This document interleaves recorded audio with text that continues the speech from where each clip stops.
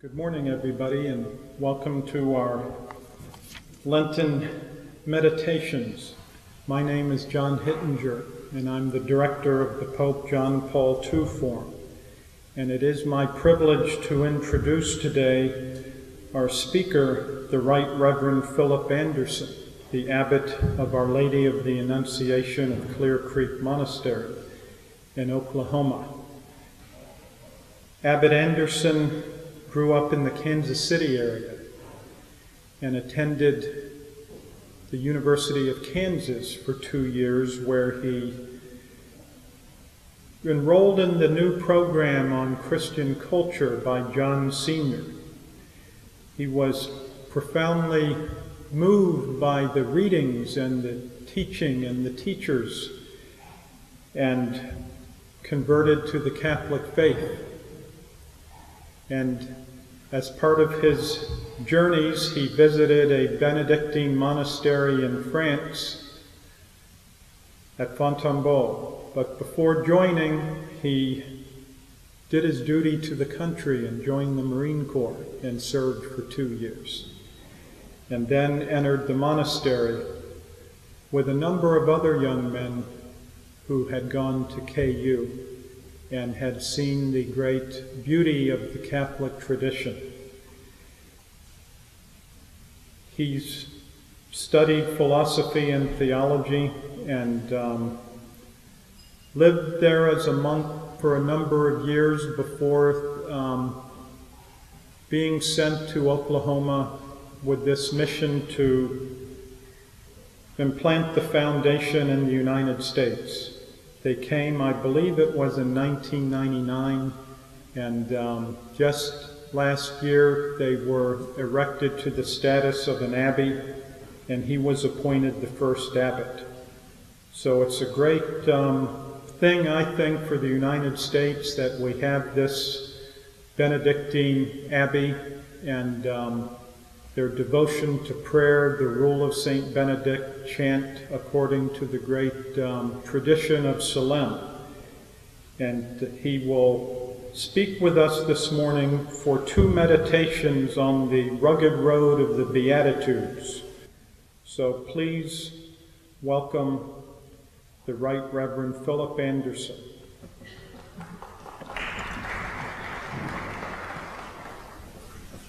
Given the fact that the patron saint of our abbey, Clear Creek Abbey in Oklahoma, is Our Lady in the mystery of her Annunciation, and that's the same patron of this parish, I thought it would be good to begin these Lenten reflections with a prayer, simply an angelic salutation, the Hail Mary. We could maybe stand and just say, facing the wonderful stained glass window here, Hail Mary, full of grace, the Lord is with thee. Blessed art thou among women, blessed is the fruit of thy womb, Jesus. Holy Mary, Mother of God, pray for us sinners, now and at the hour of our death. Amen.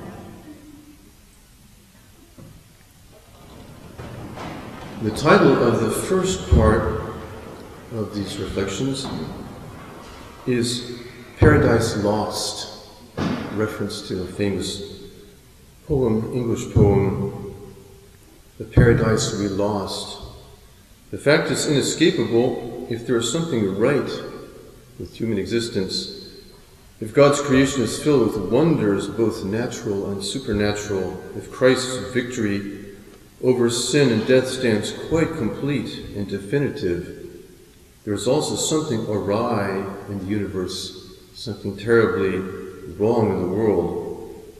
Saint Benedict was the founder of monastic life in the Western world, whose order we belong to, takes it for granted and never loses this realism from sight. From the outset of his rule, the great text he wrote for monks, he makes it clear in what kind of place we live. Hearken, O my son, he writes, to the precept of your master, and incline the ear of your heart, willingly receive and faithfully fulfill the admonition of your loving Father, that you may return by the labor of obedience to him from whom you had departed through the sloth of disobedience.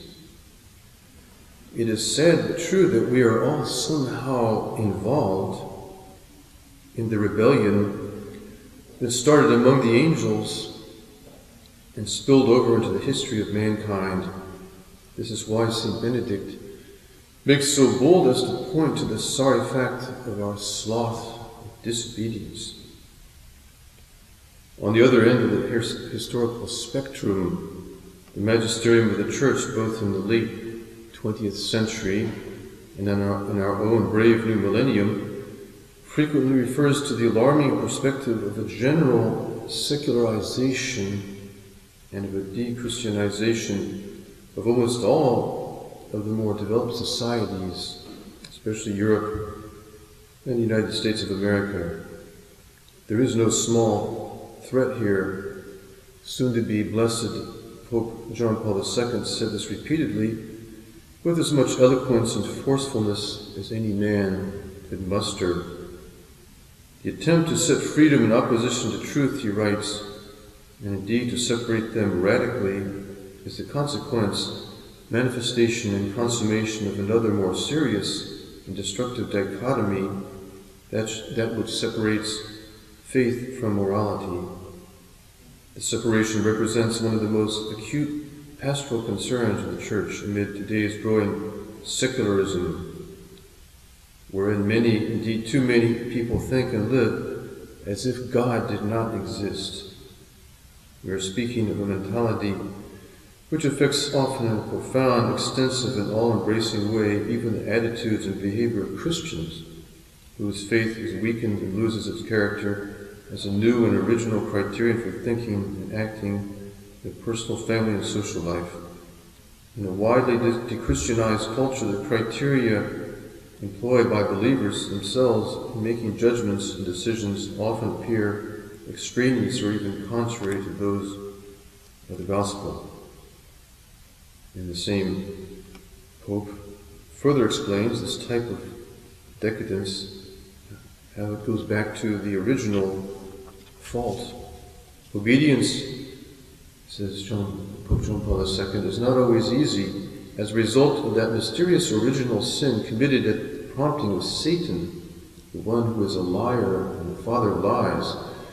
Man is constantly tempted to turn his gaze away from the living and true God in order to direct it towards idols, exchanging the truth about God for a lie.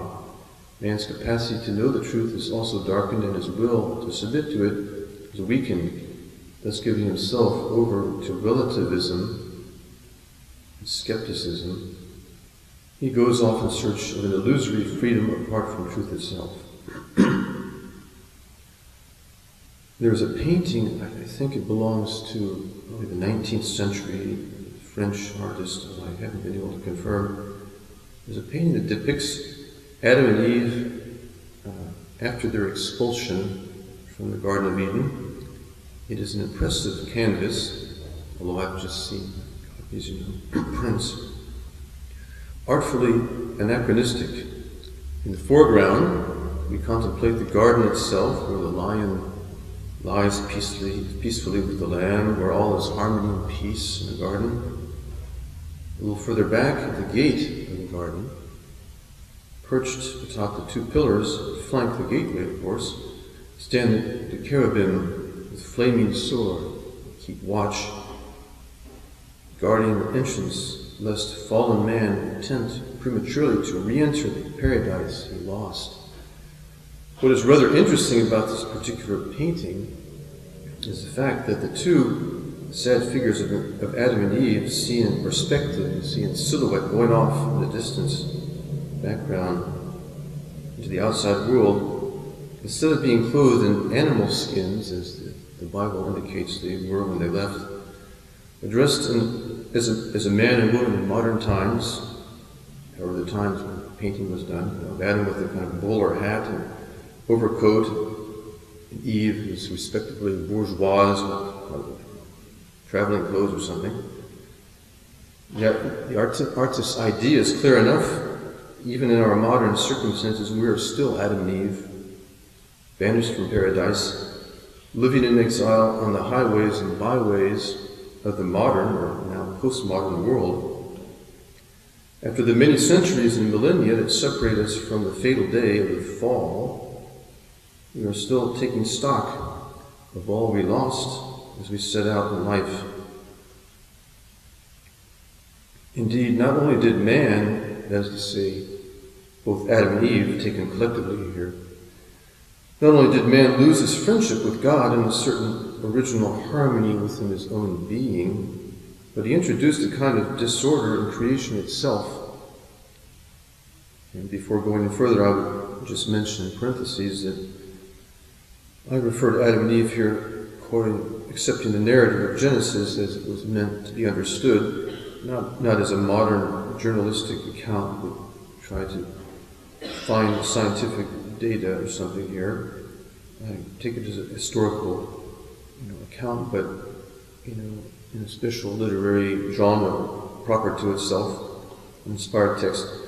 It tells us just what we need to know. The Catholic Church is not rationalistic, and it's not naive either. We understand that it's a deep matter. First of all, though, through his break with God, man lost that proper submission, his lower appetite, as the philosophers say, his emotions, instincts, all that. He lost the submission these aspects of us, of our being, should have with respect to the higher ones, actually the will. And further, he lost the submission of both his lower appetite and the will to reason, not completely, but somewhat.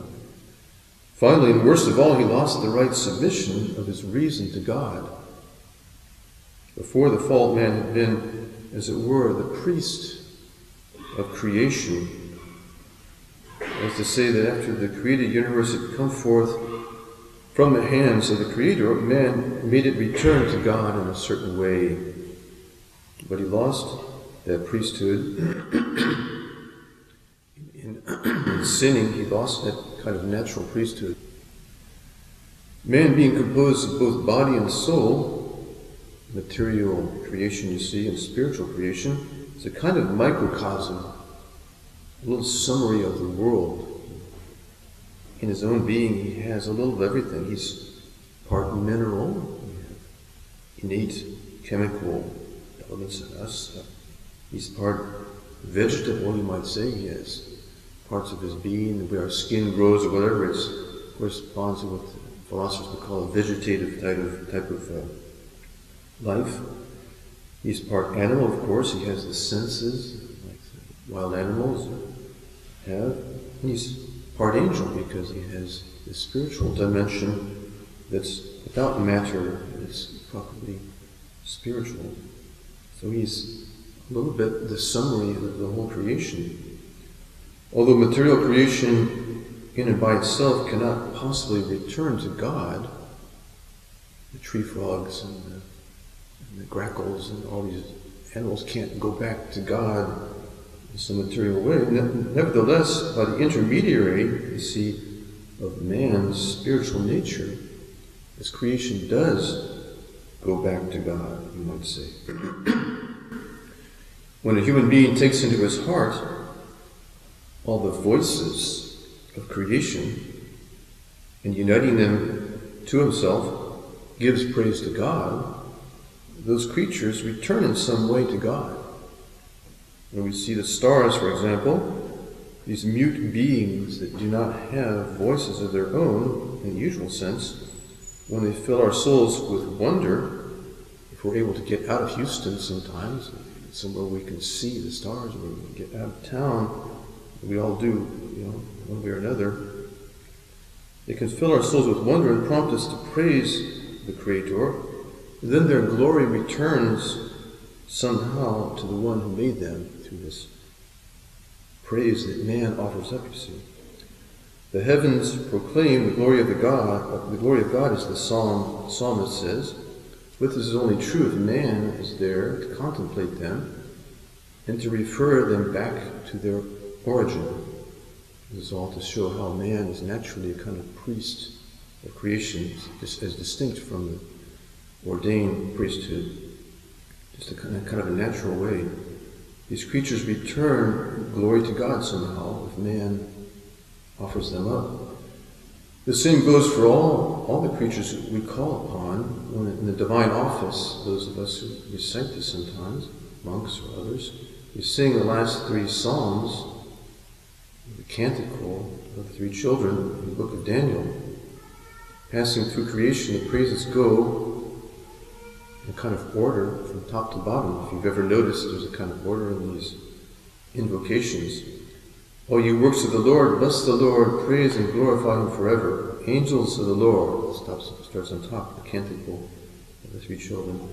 Angels of the Lord, bless the Lord, O ye heavens, bless the Lord. Waters and all that is above the clouds, bless the Lord. And it goes all the way down to the whales and all that moves in the waters, bless the Lord. The birds of the air, beasts and cattle. And so all that, that's what the monks do every morning. We go and we just the sun is coming up around the time of Lauds, and the sun is coming up in creation. Our churches, like this one, traditional churches are oriented, they're towards the east, so that when the sun comes up, you can participate in this kind of beauty of the cosmos that's coming into a new day. And we bless all these creatures. We bless God, rather, and offer creation up to God. So you can see a little how creation can go back to the Creator in this praise, the work of thanksgiving. But this kind of natural priesthood of man was broken, not completely, of course, but in a certain way when our first parents rebelled, the link was fractured, the harmony ruptured. There was no longer on earth any creature truly worthy to collect the voices of nature, to send them up with praise to the great Creator of heaven and earth. One of the monks, our monks' favorite authors, is Abbott Phillip, who is kind of the standard reference for all the monks, up until the 1960s, was an abbot of Salem Abbey in France. He explains this well in his commentary on the Rule, which is still the best modern commentary on the Rule. Nothing has really equaled it. Man himself, he says, is taken out of creation, raised above it, and made its priest so that he may offer to God in his own name, in the name of the whole world, an intelligent homage. By his very nature, an abridgment of the universe, a microcosm, as the ancients put it, his function is to collect the manifold voices of creation as if all found their echo in his heart, as if he were the world's consciousness, and his mission is to give life to all with his thought and love, and to make offering of all, whether in his use of the world or in explicit praise. This is true of all of us. It's not just priests or monks. The religious system of the world is completed and made perfect in him. He is the link between the world and God, and when the link is broken, then the whole creation is affected and falls. You see the consequences of original sin. No doubt more sinister and foreboding than all of these philosophical and theological considerations about the consequences of paradise lost are the simple words by which God himself described the disaster, the fall. The biblical text is more powerful than anything. Because thou hast hearkened to the voice of thy wife, and hast eaten of the tree whereof I commanded thee, thou shouldst not eat. Cursed is the earth and thy work. With labor and toil shalt thou eat thereof all the days of thy life. Thorns and thistles shall it bring forth to thee, and thou shalt eat the herbs of the earth. The sweat of thy face, in the sweat of thy face shalt thou eat bread till thou return to the earth out of which thou wast taken, for dust thou art, and into dust thou shalt return. We have this in the liturgy of Ash Wednesday. Brings this home very powerfully. To the woman, God addressed these words that are no less ominous. I will multiply thy sorrows and thy conceptions. In sorrow shalt thou bring forth children, and thou shalt be under thy husband's power, and he shall have dominion over thee.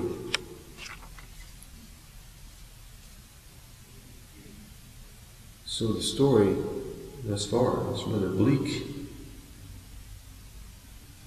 There is no looking back now to the earthly paradise that is lost to us. Those angels are still there, with the flaming sword to keep us out.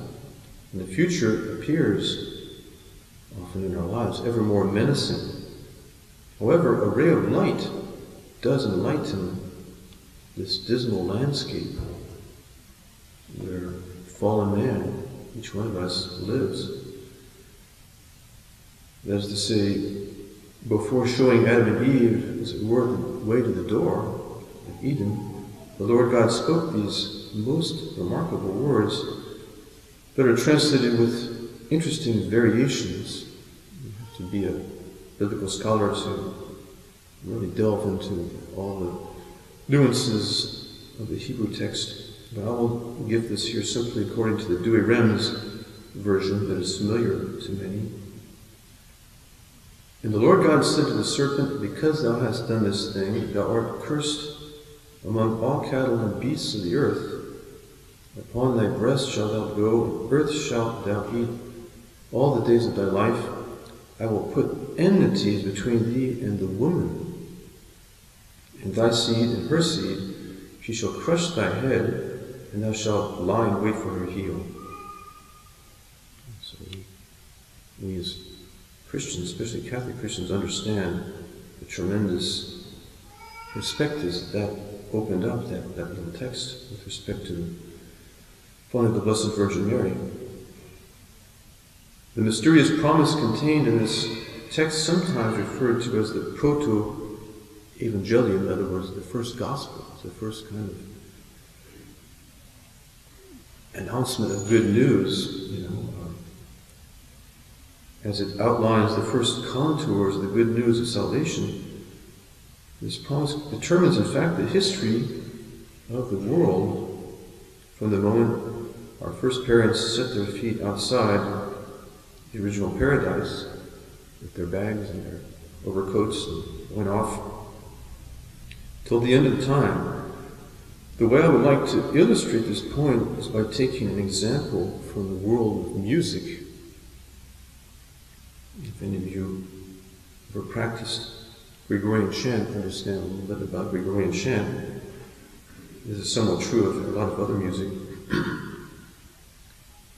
An important piece of chant, say a gradual, begins typically somewhere in the lower melodic range, or slightly higher, mid-range maybe, then moves up by stages, often corresponding to important notes of the particular mode. Gregorian chants, some different modes, a little bit like what we have in modern music, a major and minor mode, but it's more involved.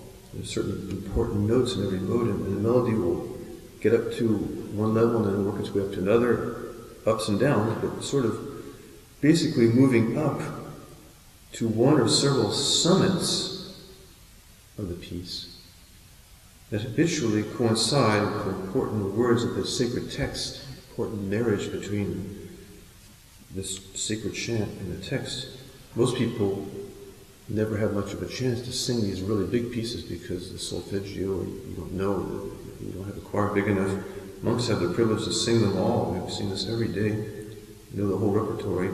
Some of the most beautiful parts are never sung by laymen because it's in the middle of Lent on a weekday or something that no one ever sings in choirs and churches, outside the monastery. But you often have a remarkable melodic, musical build-up to a summit.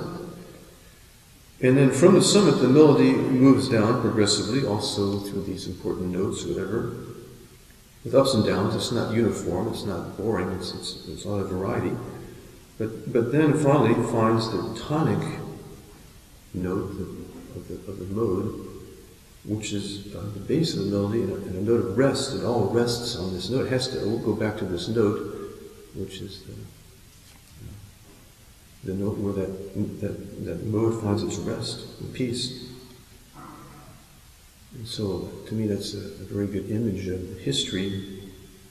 I'm talking about the divine and divinely dramatic picture of human history that we find traced in this magnificent, majestic tapestry, which is Holy Scripture. And that really is much more elaborate than a piece of Leroy chant.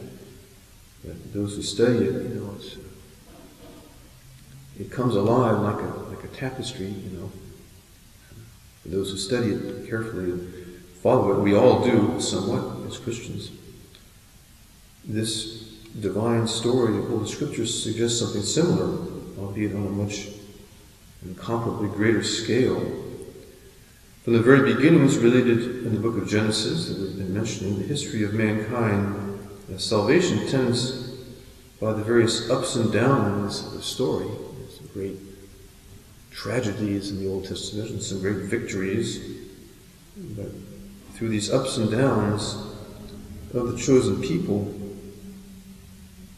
and of the other peoples also, there's this movement towards the fulfillment of that promise made in the proto-evangelium about the woman that would crush the head of the serpent and her seed, her child, finally. What St. Paul refers to as the fullness of time, Christ, the promised Messiah, appears in the world, appears on the scene. From that summit of the song, this kind of great song of the history of the world, we sing about so many great pieces of sacred music. The story works its way down towards the end of the world, when all creation will be once again at rest and at peace. It has not escaped the more enlightened minds of Christian kind, those especially fathers, these great doctors in the church, geniuses, meditating on these things, that something very marvelous occurs here. Whereas Adam and Eve lost so much in sinning, in this original act of original sin. We often think original sin is the part that comes down to us, which is another aspect, but the originating original sin of Adam and Eve, their act. Whereas they lost so much, whereas their sin led to their banishment from paradise and the disruption of the whole harmony of creation, God in His infinite wisdom has found a means of remedying the fault that brings us an even better situation that would have existed if Adam and Eve had not sinned. This is summed up marvelously, of course, is often the case in the liturgy. This is contained in the newer liturgical books too. It's more better known in the older liturgy. In the expression of the exultet, which is the Preconium Paschalia, the great, very beautiful text that is sung at the beginning of the Paschal Vigil, you see.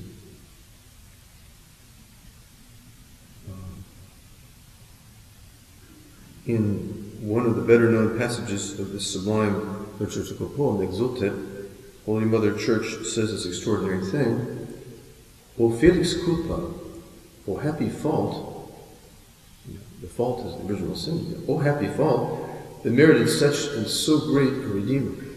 It's this reversal of the tragedies. The expression "O felix culpa" is fairly well known among older generations of Catholics. It used to be that there's something important there, that there's a special idea. Authors, many books mention this, used to anyway. But even those who are familiar with this liturgical masterpiece fail perhaps to seize all the wealth of the meaning here. The idea is that God can could and can prevent there being any evil in the world. He could have prevented the sin of Adam and Eve. And so if he did permit this tragedy, and God is good, he can't have any complacency for evil. If he did permit this tragedy to occur, it could only be for some good purpose. He would permit this.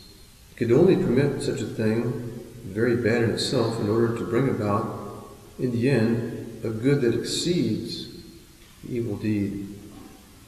Now, what greater good, one might wonder, could come from the sin that brought death, evil into the world, all the disastrous consequences? Well, the answer here, as much as we can understand such deep things, and the mystery of evil is perhaps the deepest mystery. St. Augustine says, if you don't want to fall into error, don't try to understand this. It's just too deep. But the doctors of the church, the theologians do tell us something about this. But the answer, here implied in the text is that had Adam and Eve not sinned, the Son of God made man would not have been born in Bethlehem. Christ, at least as we know him, would not have come into the world. In permitting man to sin, God opened the history of the world to the most sublime adventure, the most beautiful story, that could ever be. The story of the incarnation, the Son of God, and his redemptive sacrifice on the cross. And so, in the end, the cure is so great that it dwarfs the whole history of evil and the princedom of Satan. Satan's whole immense evil deeds are dwarfed by this fact of Bethlehem.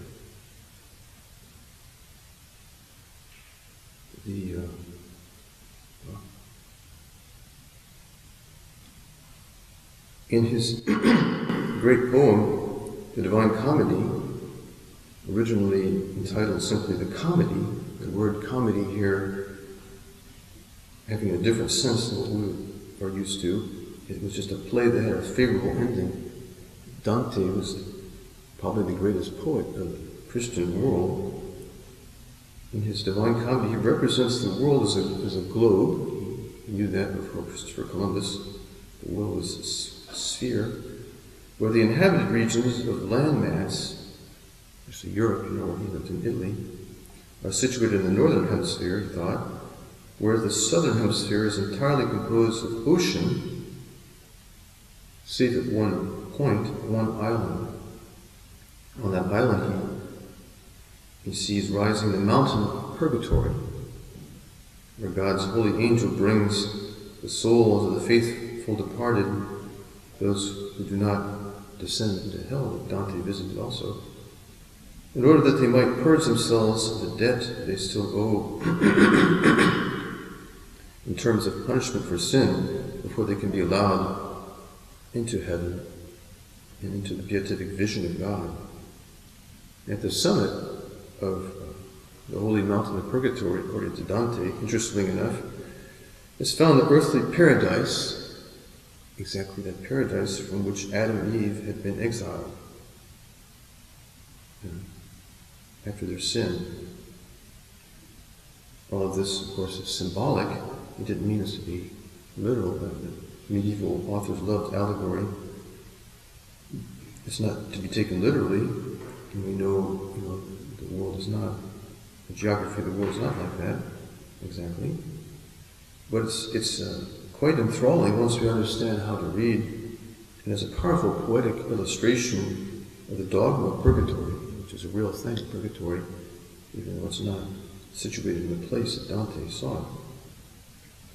Dante thus envisages the necessary process of the purification of souls as a kind of strenuous, somewhat painful climb up the slopes of this mountain until they reach the earthly paradise that was lost in the beginning, and from there are lifted up, they sort of leap up into the stars, into the heavens somehow, and move towards the everlasting, perfect paradise in heaven, That's represented in the book of Revelation, Apocalypse. So the point is that the process of our moral purification here below, what we have to do in Lent, for example, this is a Lenten meditation, see, before we depart for the life hereafter, can be pictured in a similar fashion as a kind of climb. It's a good image, I think. And the souls, not the souls of purgatory, they're happy to be there. They're in fully in agreement with what they're doing. You know, they're happy to be saved. That they want to be perfect. They want to be made ready for paradise. They're not at all like the souls in hell. They're in rebellion against God and this darkness. These are good souls, you know. And although we're not in purgatory, we have life often as a kind of purgatory on earth. It's a kind of climb.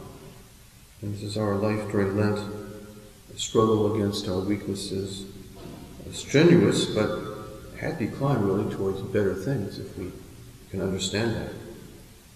Now, of course, most Christians and probably most Catholics don't do very much in Lent, different from the rest of the year. You know, there was a time when all the Christians fasted every day during Lent, and then the kings, you know, wrote to the Pope saying, "I can't do this. I've got a big job. I want to get out of fasting." And the Pope says, "Okay, but you have to eat in private." And then from there on, you know, little by little, fasting got less and less and less and less because it's hard in the modern world. There's so much stress in many ways. It is quite difficult, perhaps, but the Church has never given up the principle that we should be fasting or doing other penitential practices in order to somehow purify ourselves or receive a certain purification. There's a kind of very remarkable saint, maybe you've heard of him, who kind of illustrates all this in a very graphic way, as often is the case in the lives of saints. His name was Simeon, and they say in English, Stylites. In French we call him Stylites, I guess you might say in English. He was a shepherd, a very, very simple man that lived in Syria, you know, a long time ago. I think he died in around 459, and he couldn't read or write. The only thing he could do was penance. He was really good at this, and so he entered a monastery, and he was driving the monks crazy because he just did too much of this. You know, they would find him, he would disappear for 3 days, and they'd find him in a coal bin or something, you know, praying for 3 days. You know, they warned him to say, you know, "Simeon, this is just too much. You know, try to be a little more like the other monks." And then he was beginning to have a very unpleasant odor about him, and they found out that he had a chain tied so tight that wounds were with pus and worms. And finally the abbot said, "Simeon, you're just too much for us. I think you're going to have to move along to another place." You know, they didn't keep him in a community of monks where things had to be somewhat moderate. So he was on his own, and during one Lent he convinced a priest to wall him up into a church with just a bucket of water and to come back. So during Lent, during the whole Lent, he would have nothing but a bucket of water, and to come back after Easter and see how he was doing. And so the bishop, it was actually a bishop, came back. I don't know how he agreed to do this, but anyway, he found him passed out on the floor, and you know, the bishop kind of revived him. And then the first thing that Simeon says, "Well, I'm sorry, it won't happen again. I passed out a moment, but next time I'll do better." But you know, this doesn't seem very prudent, even in those days, to be leading such a life. And he went on from one project to another, all very kind of outside of human prudence. And he chained himself to a rock for a while, and the priest said, "You can't do that. It's just not human. It's not something that Christians should do." But he finally came up with this idea of building a tower. So he built a tower. It was actually quite tall, a stone pillar. I forget how tall it was. It was quite high. You had to have quite a big ladder to to get to the top, and then he stood on top of that for many, many years, never sat down. He had a kind of railing. He, although completely without instruction, he received kind of divine revelation, and he knew a lot. People would come to the foot of the column and ask him questions. He would be able to see at one point, by a prophetic spirit, the wars that Roman emperor was doing and giving advice about the wars to the emperor, and he was a real wonder of the world, and people would come to see him. His feet at one point started splitting open, and people were just begging him to come down or to have a doctor come see him, and he just said, no, it would be okay. If God wanted him to be there, it would be okay, and pretty soon they just healed up. And he, to the end of his life, led this very bizarre type of ascetic life, with the doctors of Christian life that deal with the rest of us moral beings say, well, it's more admirable than imitable. You can't imitate this type of thing. But it seems that he did have a vocation to do this, and it sort of illustrates something. He went upward somehow by humility. When he was very young, he had a kind of vision that said, Simeon, dig, dig. And so he went in the backyard of wherever he was and dug a hole, thinking this is literally was supposed to dig a hole. And what it meant was that God was inciting him to learn humility, to lay the foundations of spiritual life. Someone who wants to be a mystic right away is going to be in trouble. You have to accept very humble things. Someone, St. Teresa of Avila, one of the great mystics we know better, didn't begin by being famous people writing books. They began as a nobody, just doing penance. And so this Simeon did that for a while, and God told him, well, now it's time to build. And so, not understanding the thing was, except in a kind of very literal way, he literally built a tower and lived up there. And so, that's a little bit what we have to do in Lent. We have to acquire some humility. We have to find, though, what fits us. This kind of vocation he had would not fit almost anyone else. There were monks later on imitated him and also built towers and lived up there. It's obviously an inhuman thing, except in a very exceptional individual. But everyone can find the way of purification or ascetic life, penitential practices that might fit with the lifestyle, might be beneficial to us. And you have to persevere. He did this for many, many years. It's not enough. Often Christians, will come up with a program for Lent. When you hear confessions, I don't too much as a monk, but sometimes, they have some kind of extraordinary program. And then 2 weeks later, they come back and say, well, I've decided to modify this, I'm going to do this instead. And, what we monks try to do is have something actually doable and keep it the whole Lent, not stop. And so it's always easy in the beginning, and then by the end, that's a more serious type of penitential practice when you can choose something that's reasonably difficult and persevere until Easter.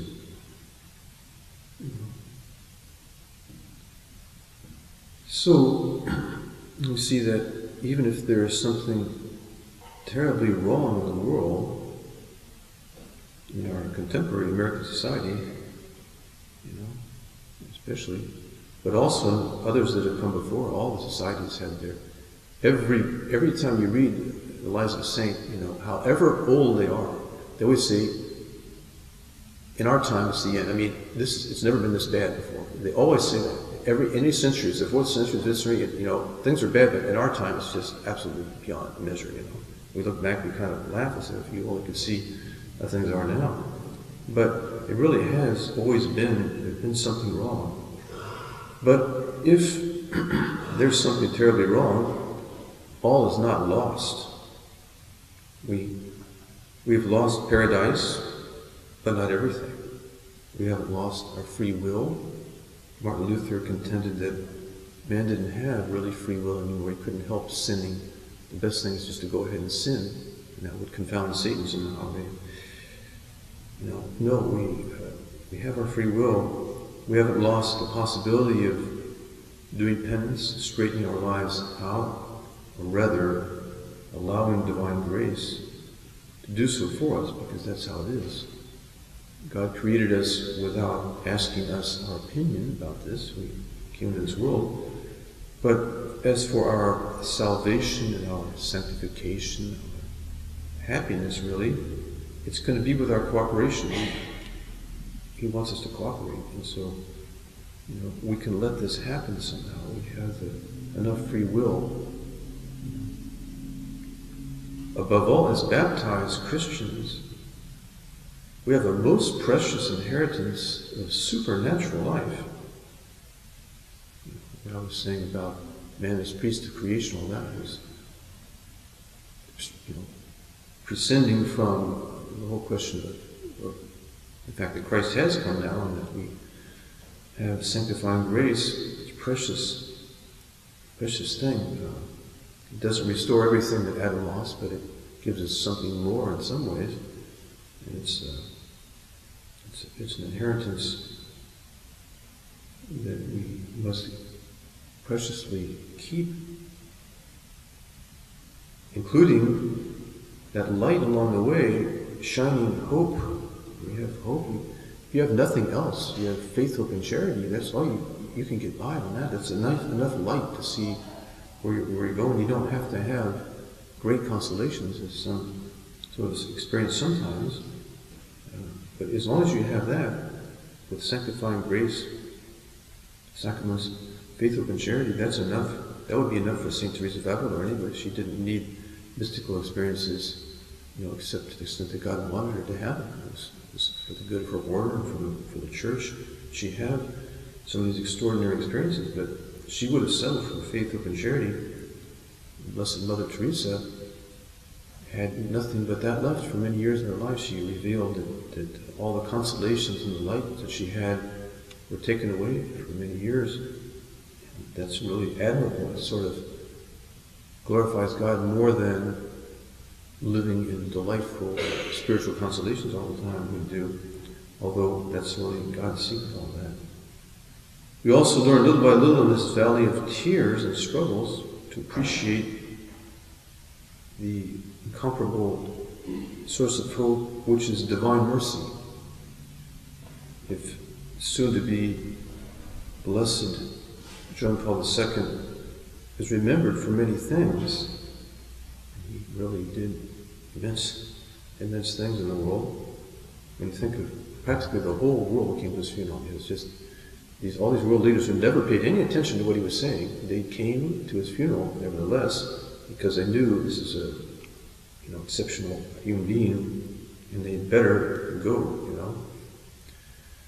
But if he's remembered for many things, it seems likely that the foremost of his accomplishments, I don't know, but it seems possible, in which his life is linked to the other Polish saint, Faustina Kowalska, will have been his role in instituting the Feast of Divine Mercy, upon which day, in a few weeks, he is to be beatified.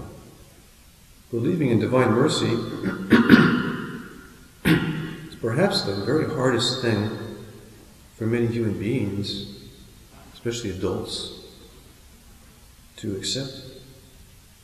But in the face of the incalculable weight of hatred and cruelty that marked the 20th century and continues to mark our own, probably, there's surely nothing man needs more urgently than this daily bread, this balm that cures the wounds of the heart.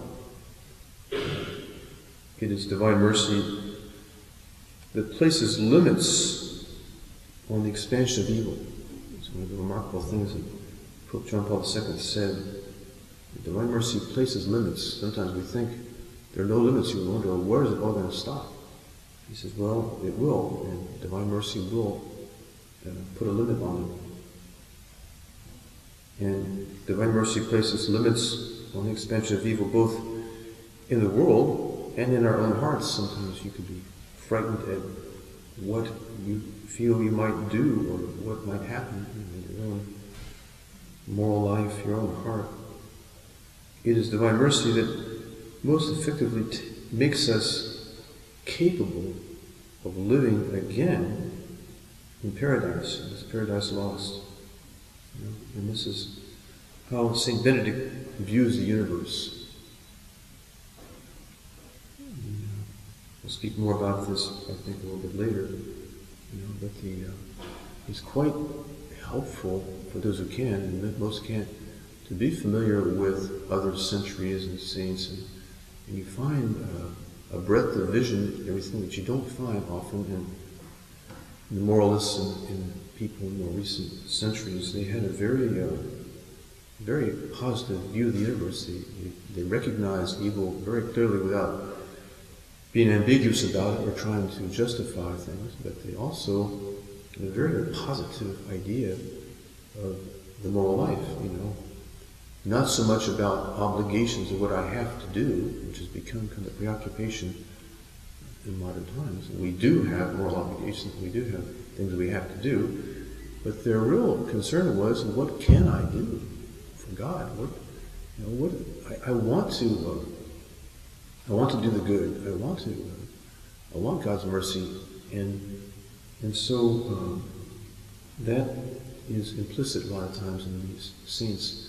Other times, whom you can't meet because it takes a certain familiarity with the context they lived in. It's so disconcerting to read, a very ancient text without preparation that we monks have the advantage of reading a lot and studying a lot, and we get to know other centuries very well and be at ease and understand what's going on, whereas most of us can't, you don't have the time to do such research. And so there it is, the paradise we lost, with nevertheless, a glimmer of hope, and even more than that, a promise, in this tapestry of sacred scripture, there are golden threads that run throughout, the various scenes that appear, and as it all works towards a face, the face of Christ is finally the center of all this. But one of the golden threads throughout the whole Old Testament is the promise of the, King David, the son of David, the promise, of the restoration of Israel, in some way that was often misinterpreted by the people of God, but that we still have, in our own vision of the universe, a promise. And so the next meditation that we'll have, I think beginning at 10 o'clock maybe, will be another aspect, what I've entitled The Rugged Road of Beatitudes, sort of how we positively make the climb up the mountain